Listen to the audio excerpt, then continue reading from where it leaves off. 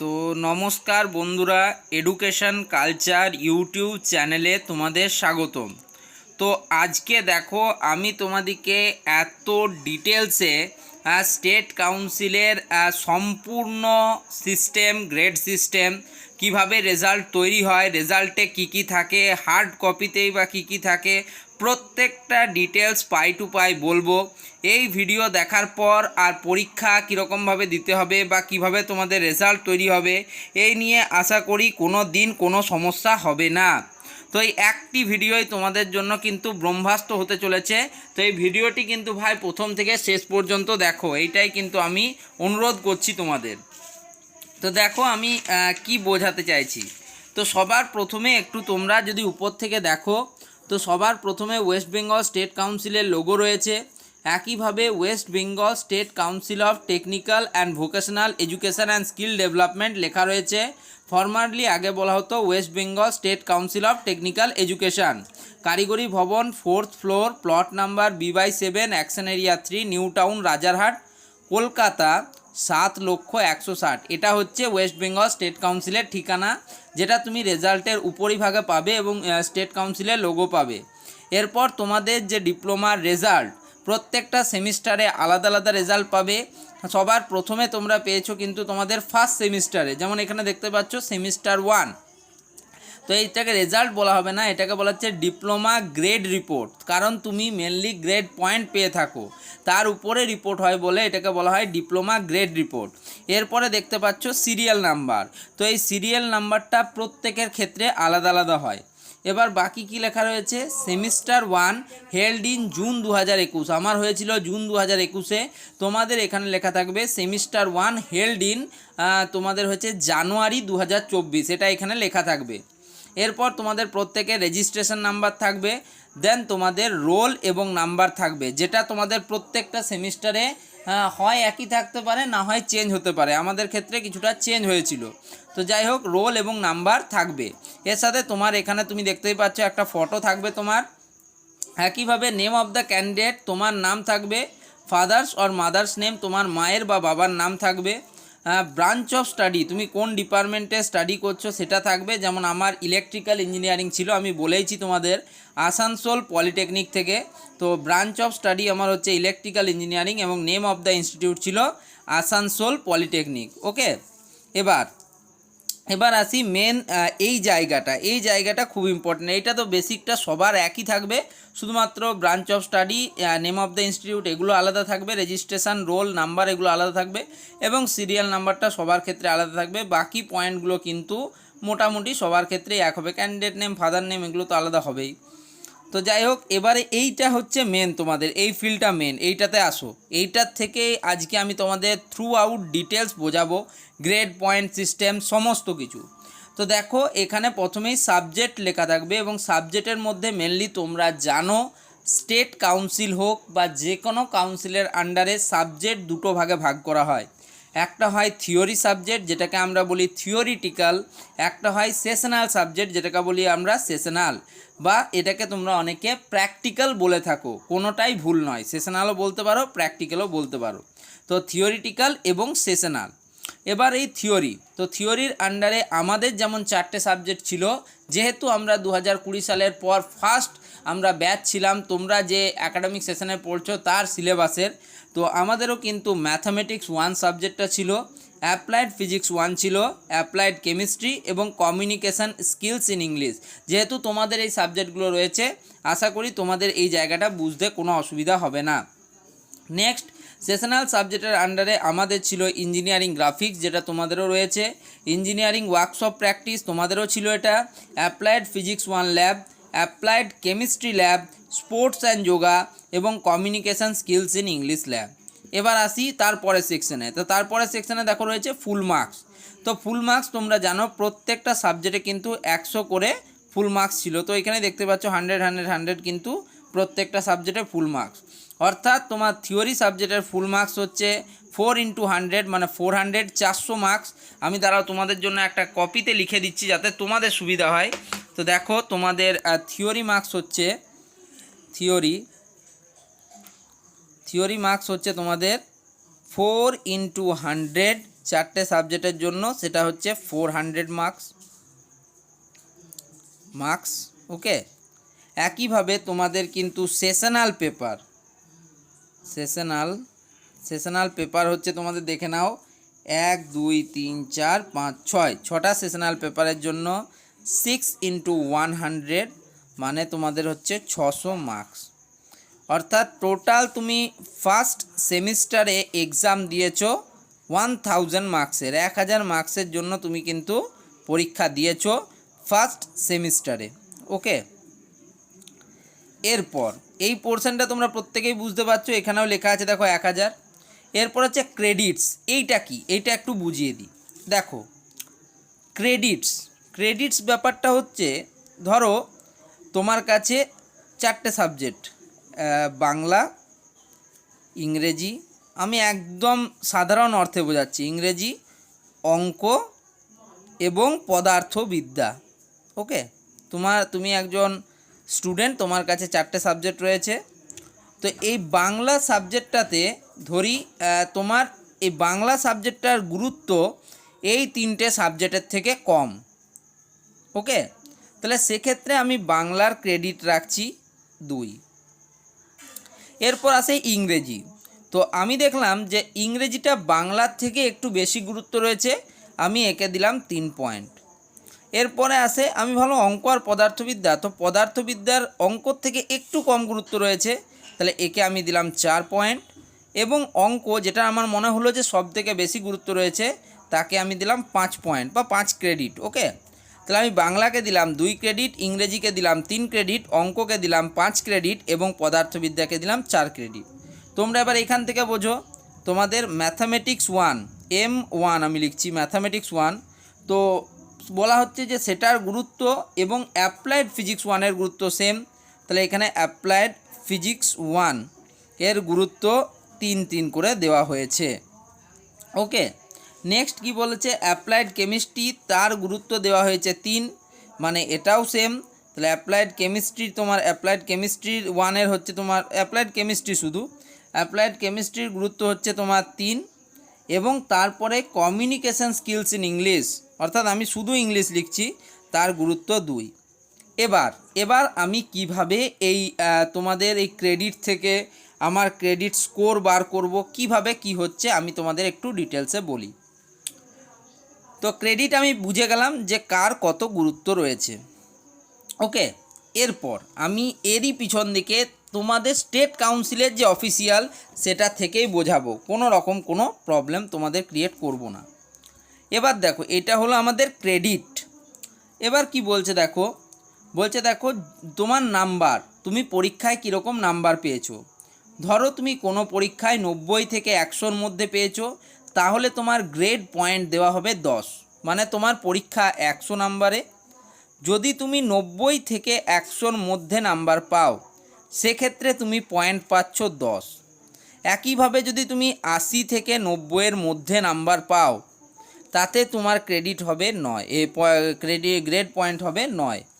একইভাবে যদি তুমি 70 থেকে 80-র মধ্যে নাম্বার পাও, সেক্ষেত্রে তোমার গ্রেড পয়েন্ট হবে 8। বুঝতে পারছো ব্যাপারটা? তো ধরো তুমি ম্যাথে পেলে 90-এর থেকে উপরে নাম্বার, সেক্ষেত্রে তোমার কিন্তু 10 লিখলাম। ওকে, ধরো তুমি অ্যাপ্লাইড ফিজিক্সে পেলে, আমি এখানে লিখে দিচ্ছি, তুমি ধরো পেয়েছো 95 ম্যাথসে। ওকে, তাহলে তোমার পয়েন্ট আমি ধরেছি 10। এবার হচ্ছে তুমি অ্যাপ্লাইড ফিজিক্সে তুমি পেয়েছো 80 থেকে 90-এর ঘরে, আমি ধরছি তুমি পেয়েছো 85, সেক্ষেত্রে এখানে গুণ হচ্ছে 9। একইভাবে ধরো অ্যাপ্লাইড কেমিস্ট্রিতে তুমি পেয়েছো 70 থেকে 80-র মধ্যে, তাহলে এটাকে আমি ধরছি 8, তুমি ধরো পেয়েছো 75। এবং ইংলিশে তুমি পেয়েছো 95, একইভাবে বেশি পেয়েছো তুমি এটাতে, তাহলে সেক্ষেত্রে তুমি 90-এর উপরে পেয়েছো, মানে 10। এবার এই যে তুমি এখান থেকে দেখলে যে আমি আগে বললাম credit into grade point, credit into grade point সমান সমান হচ্ছে তোমার এই যে তুমি এখানে পাচ্ছ গ্রেড পয়েন্ট, তোমাদের টোটাল গ্রেড পয়েন্ট হচ্ছে তোমার এটা গ্রেড পয়েন্ট, এটা হলো, তার মানে ক্রেডিট ইনটু গ্রেড পয়েন্টের উপর বেস করেই তোমার গ্রেডটা হবে। ওকে, তাহলে তুমি এখানে কত পেলে, ম্যাথামেটিক্স 1-এ তুমি পেয়েছো 10, তার মানে 3 ইন্টু 10 মানে হচ্ছে তোমার টোটাল হচ্ছে 30 পয়েন্ট, এটাকে বলে পয়েন্টার, তাহলে 30 পয়েন্টার। একইভাবে অ্যাপ্লাইড ফিজিক্স 1-এ পেয়েছো 9 মানে হচ্ছে 3 ইন্টু 9, 3 9 কত হয় 27। অ্যাপ্লাইড কেমিস্ট্রি কত পেয়েছো, 3 8 24। এবং ইংলিশে কত পেয়েছো, 2 ইন্টু 10 মানে 20। অর্থাৎ টোটাল তোমার হলো 7 4 11 1, হাতে থাকে 1, 3 3 6, 2 8 আর 2 10, মানে টোটাল তুমি পেয়েছো 101 গ্রেড। ওকে, এবার এবার তোমার দেখো হাইয়েস্ট কত ছিল। তোমার জানো আমার ক্রেডিট হচ্ছে 3 এবং হাইয়েস্ট পাবে 90 থেকে 100-র মধ্যে মানে 10 পাবে, সেক্ষেত্রে আমার হবে ম্যাথসে 30। অ্যাপ্লাইড ফিজিক্স 1-এও হচ্ছে আমার 3 ক্রেডিট পয়েন্ট, ক্রেডিট আর গ্রেড পয়েন্ট, এখানেও আমার হায়েস্ট মার্কস হচ্ছে 90 থেকে 100-র মধ্যে মানে 10 পাবো মানে 30। একইভাবে অ্যাপ্লাইড ফিজিক্সেও অ্যাপ্লাইড কেমিস্ট্রিতেও 30 এবং ইংলিশের ক্ষেত্রে 2 যেহেতু ক্রেডিট, তাহলে 2 ইন্টু 10 মানে হচ্ছে 20। তার মানে টোটাল তোমার দাঁড়ালো দেখো 30 30 60 3 30 90 আর 20 মানে হচ্ছে 110, 110। তাহলে তুমি পেয়েছো 101 আউট অফ 110। তাহলে এখানে আমি করে নেব, ঠিক আছে। তাহলে মানে 110-এর মধ্যে তুমি পেয়েছো 101, মানে তুমি কত পয়েন্ট পেলে। তার মানে তোমরা জানো যে 0 পয়েন্ট আমাকে দশমিক বসাতে হবে, এখানে দশমিক বসালাম। তাহলে ধরো আমি এটাকে বলছি যে 9, বুঝতে পারলে? তো কত হচ্ছে, 9-এর ক্ষেত্রে হচ্ছে, 9-এর ক্ষেত্রে হচ্ছে, তাহলে 0 9 0, 9 11 99, 990, ঠিক আছে। তার মাঝে বাঁচে 20, আমি ধরছি তোমার 9 0.9। এবার তোমার টোটাল ক্রেডিট কত হচ্ছে, তোমার 10-এর মধ্যে হয়, গ্রেড তো 10-এর মধ্যে হয়, তাহলে তুমি এখানে পাচ্ছ 9 জিপিএ বা গ্রেড পয়েন্ট অ্যাভারেজ। এরকমভাবে জিপিএ ক্যালকুলেশন হয়। আশা করি বুঝতে পেরেছো। আমি আরও বুঝিয়ে দিচ্ছি যাতে তোমাদের অনেক সুবিধা হয়। দেখো এইখানেই একটা উদাহরণ আছে, উদাহরণ দেখে আমি বুঝিয়ে দিচ্ছি।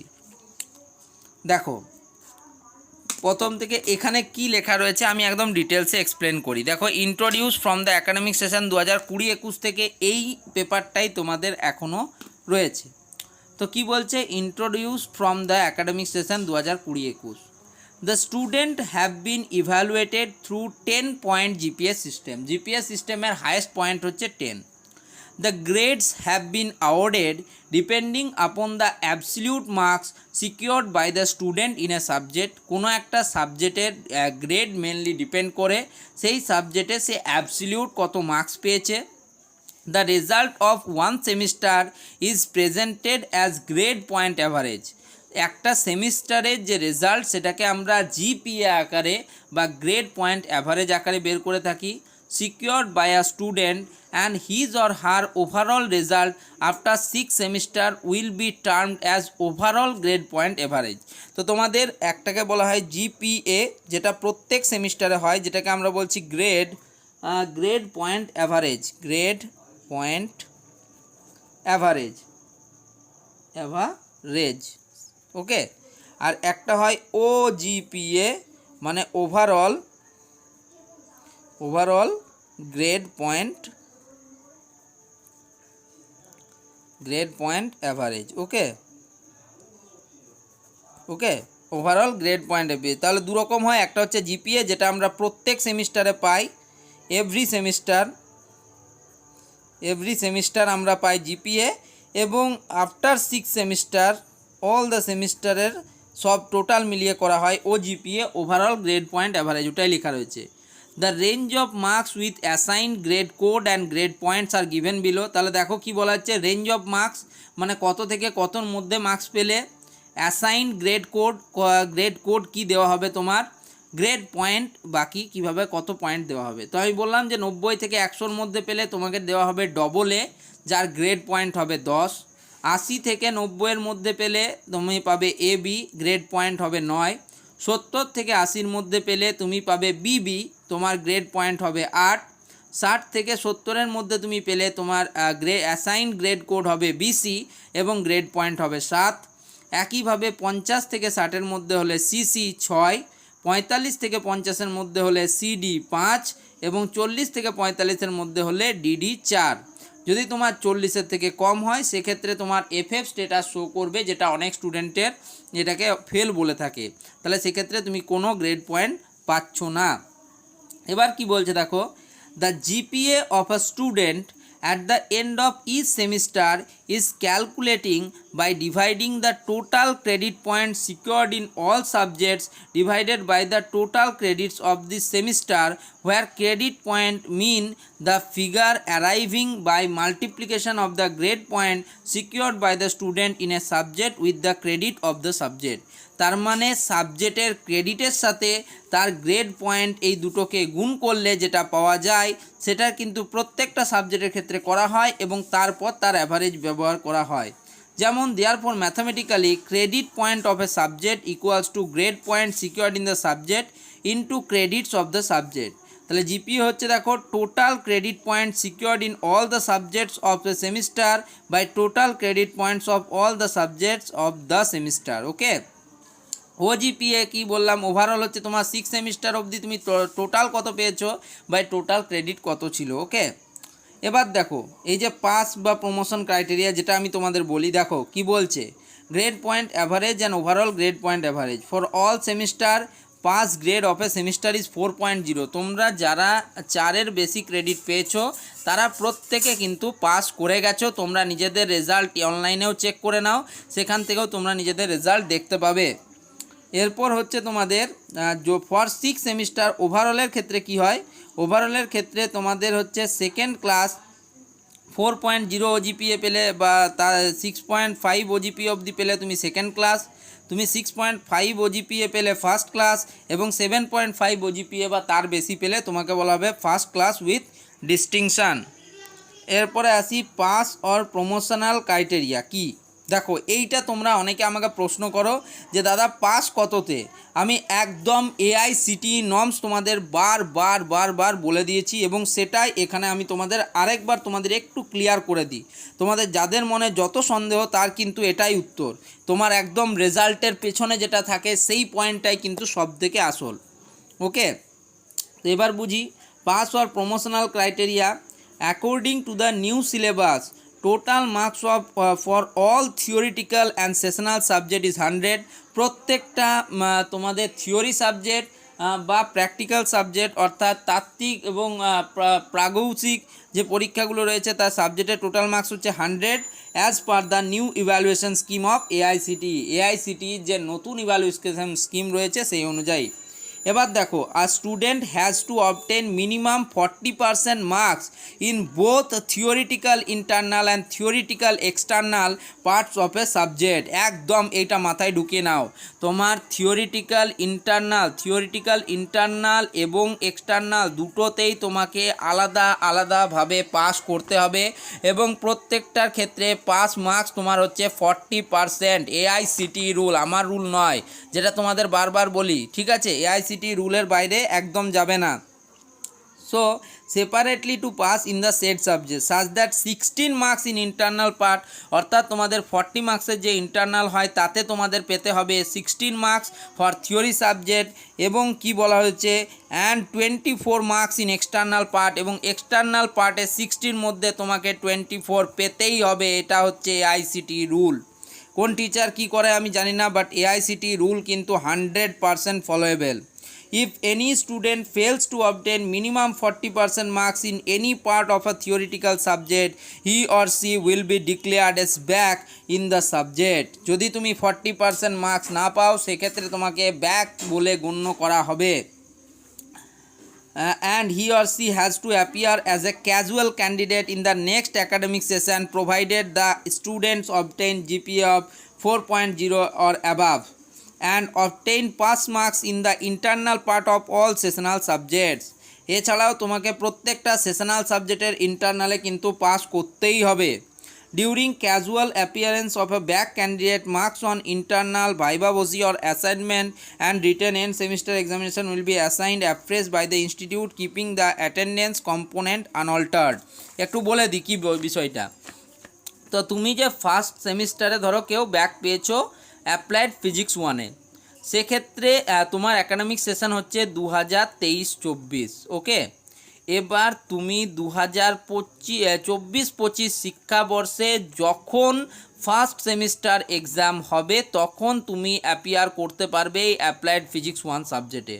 অর্থাৎ তোমাকে কিন্তু যখন তুমি থার্ড সেমিস্টারে উঠছো তখন তুমি তোমার ফার্স্ট সেমিস্টারের ক্যাজুয়াল স্টুডেন্ট হিসেবে তুমি এক্সামে বসবে এবং তুমি তারপরে ক্লিয়ার করতে পারবে। একদম আমি বলছি না কোনো কথা, একদম এআইসিটি রুলস বলছে, রেজাল্ট বলছে। Okay, next, for sessional subject, যে সমস্ত সেশনাল সাবজেক্টগুলো রয়েছে, আর student has to obtain minimum 40% marks in each of the internal and external parts of a subject separately to pass the said subject. সেই সাবজেক্টটা pass করতে হলে সেশনালের ক্ষেত্রেও তোমাকে 40% মার্কস পেতে হবে।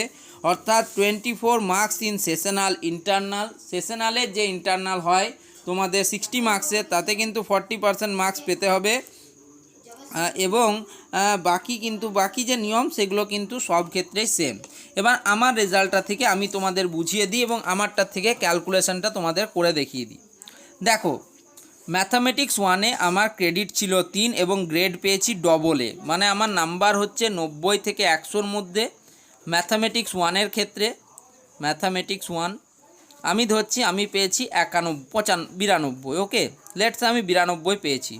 তাহলে যেহেতু আমার 90 থেকে 100-র মধ্যে আছে, মানে আমার ক্রেডিট পয়েন্ট যেটা সেটা হলো 10 এবং আমার সেটাতে হচ্ছে তোমার ক্রেডিট হচ্ছে কত, 3, মানে আমি ম্যাথসে পেলাম 3 × 30 ক্রেডিট পয়েন্ট। ওকে, নেক্সট আমার দেখব আমি অ্যাপ্লাইড ফিজিক্স 1-এ আমার ক্রেডিট হচ্ছে 3 এবং গ্রেড পেয়েছি এবি পাওয়া মানে হচ্ছে আমার মার্কস হচ্ছে 80 থেকে 90-এর মধ্যে এবং সেক্ষেত্রে আমার পয়েন্ট হচ্ছে 9 পয়েন্টার। একইভাবে আমার এই সাবজেক্টটারও ক্রেডিট কিন্তু 3, সেক্ষেত্রে 9 × 3 3 9 হচ্ছে 27। নেক্সট সাবজেক্টে আমি চলে যাব অ্যাপ্লাইড কেমিস্ট্রির ক্রেডিট হচ্ছে 3 এবং গ্রেড পেয়েছি AA, তার মানে 90 থেকে 100-র মধ্যে। আমি আর এটা বারবার লিখছি না। তাহলে অ্যাপ্লাইড কেমিস্ট্রিতে আমি পেয়েছি 90 থেকে 100-র মধ্যে, আমার পয়েন্টার হচ্ছে 10, ক্রেডিট আছে 3 3 10 আমার হলো 30। একইভাবে তারপর হচ্ছে কমিউনিকেশান স্কিলস ইন ইংলিশে পেয়েছি BB এবং ক্রেডিট রয়েছে 2।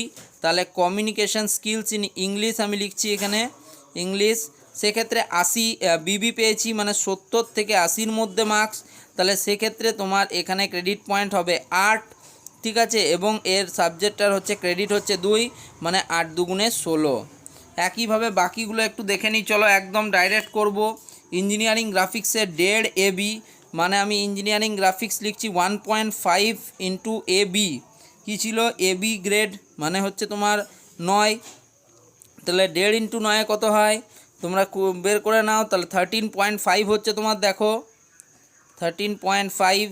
একইভাবে তুমি নেক্সট দেখো ইঞ্জিনিয়ারিং ওয়ার্কশপ প্র্যাকটিসের 1.5, তাহলে ইঞ্জিনিয়ারিং ওয়ার্কশপ প্র্যাকটিসেও 1.5 এবং তোমার ক্রেডিট পেয়েছি AA মানে হচ্ছে 90 থেকে 100-এর মধ্যে, মানে 10 পয়েন্ট, মানে 1.5 × 10 মানে হচ্ছে 15।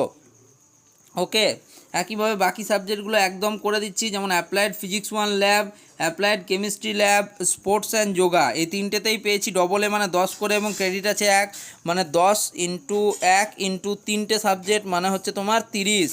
ওকে, আর লাস্টের সাবজেক্টটা হচ্ছে communication skills in English lab, এর ক্রেডিট পয়েন্ট হচ্ছে 1, পেয়েছি AB, তার মানে হচ্ছে 1 × AB যেহেতু 9, ঠিক আছে, একটাই সাবজেক্টের, তার মানে হচ্ছে তোমার 9 × 9, অর্থাৎ টোটাল ক্রেডিট পয়েন্ট এবার আমরা বের করে নেবো এখান থেকে অ্যান্ড দেন তারপরে ক্যালকুলেশনটা করব। তো দেখো, এটার হচ্ছে ম্যাথসের ক্ষেত্রে 3 × 10 = 30, ফিজিক্সের ক্ষেত্রেও 3 × 10 = 30, কেমিস্ট্রির ক্ষেত্রেও 3 × 10 = 30, বাট ইংলিশের ক্ষেত্রে 2 আছে, মানে 2 × 10 = 20। এখানে হলো তোমার 110, 110 হলো তোমার থিওরি সাবজেক্টে। এরপর প্র্যাকটিক্যাল সাবজেক্টে এটা হচ্ছে 1.5, হায়েস্ট ক্রেডিট হচ্ছে 10, মানে 15 + 15 মানে 30, 15 15 30। নেক্সট সাবজেক্টে এটাতে হচ্ছে 30ই ছিল, তাহলে 30 মানে 30 30 60 এবং লাস্টের ক্ষেত্রে 10 হবে, তার মানে হচ্ছে 10 মানে 70, মানে টোটাল ক্রেডিট ছিল দেখো 110 + 70 মানে 180। এবার আমি কত পেয়েছি সেটা ক্যালকুলেট করব। তাহলে 180 এবং আমারটা দেখো 30 30 60, ঠিক আছে, 60 + 16 মানে হচ্ছে 76 + 27, 76 + 27 হাতে থাকে 1, তাহলে 10 103, ঠিক আছে, 103 + 13.5 15 30 মানে 45 এবং তোমার 3 হচ্ছে 48 আর 2 58.5 58.5 প্লাস 9 58.5 প্লাস 9 তো 7 থেকে 1 6 67.5 অর্থাৎ টোটাল আমি পেয়েছি 103 প্লাস 67.5 মানে 170.5 পেয়েছি কত 180-তে, তার মানে 170.5। এবার তোমরা এখান থেকে ক্যালকুলেশন করে নেবে কাটাকুটি করে, আশা করি তোমরা আমার থেকে ভালোই পারবে ক্যালকুলেশন, বা আমি নিজেও করে দিচ্ছি, দেখে নাও একটু। তাহলে 5 দিয়ে গেলে 5 3 15, 2 0 20, 5 4 20, 5 1 5, এটা গেল 5 2 10, মানে 341/180, 0 18 2 36, 360। এবার 341কে তোমরা করো, ঠিক আছে, 0 পয়েন্ট, তাহলে এখানে দেখো 9 দিলে কত হবে, 9 দিলে হচ্ছে তোমার 0 9 0, 6 9 54, 4 থেকে 5, 3 9 27 আর 5 হচ্ছে 32, মানে 3240, ঠিক আছে। 0 7 আর 4 11, হাতে থেকে 170, এবারে 5 বসাও, 0 5 0, 5 6 30, 0 হাতে থেকে 3 3 5 3 15, 16 17, যাই হোক তোমার এটা হচ্ছে 0.95 মতো আসছে। তোমরা একটু ক্যালকুলেশনটা ভালো করে নেবে। এবার এটাকে যদি আমরা 10 দিয়ে গুণ করি তাহলে 9.5 কিন্তু আমার জিপিএ আসবে। তোমরা একটু দেখে নাও ক্যালকুলেশনটা করে, তো 9.5 আসছে। তো আমি একটু রেজাল্টে দেখে নেবো কত লেখা আছে, দেখো 9.5।